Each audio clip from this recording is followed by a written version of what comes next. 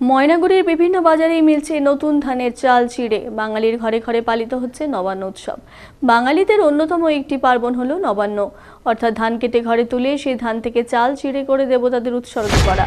রাতে চলে ভুরিভোজ, তবে অনেকেই কর্মব্যস্ততার কারণে নতুন ধানের চাল কিংবা চিড়ে করতে পারেননি।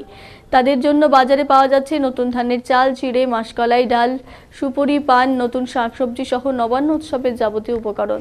রবিবার সকাল থেকে ময়নাগুড়ি বাজারে শহর এবং গ্রামের বিভিন্ন প্রান্তের মানুষজন তা কিনে নিয়ে বাড়িতে আয়োজন শুরু করেছে নবান্ন উৎসবের। এদিকে নবান্নের বাজারে শাকসবজি সহ যাবতীয় উপকরণের বাজার মূল্য কিছুটা হলেও বেশি বলেই দাবি সাধারণ ক্রেতাদের।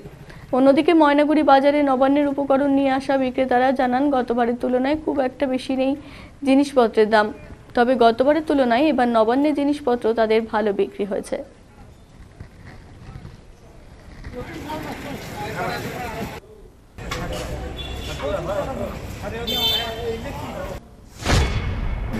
আপনি কোথায় এসেছেন?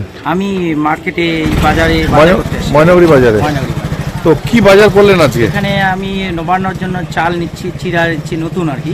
হ্যাঁ, নতুন ধানের চাল, চিড়া, এবার কিছু আমাদের তুষেরও দরকার হয় সেটাও নিচ্ছি।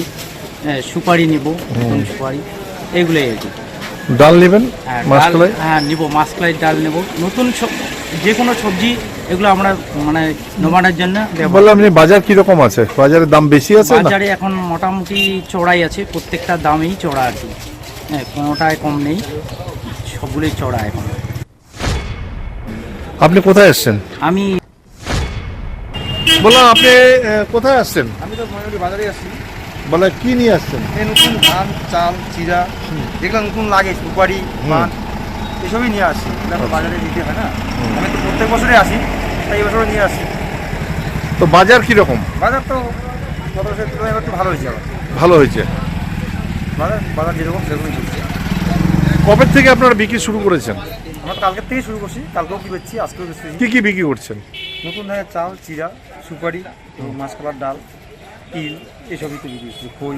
দাম কি আগে মানে গত বছরের তুলনায় এই বছর? না, ওই একই তুলনায়। গত বছরে 100 টাকা বেশি, এই বছরে 100 টাকা বেশি।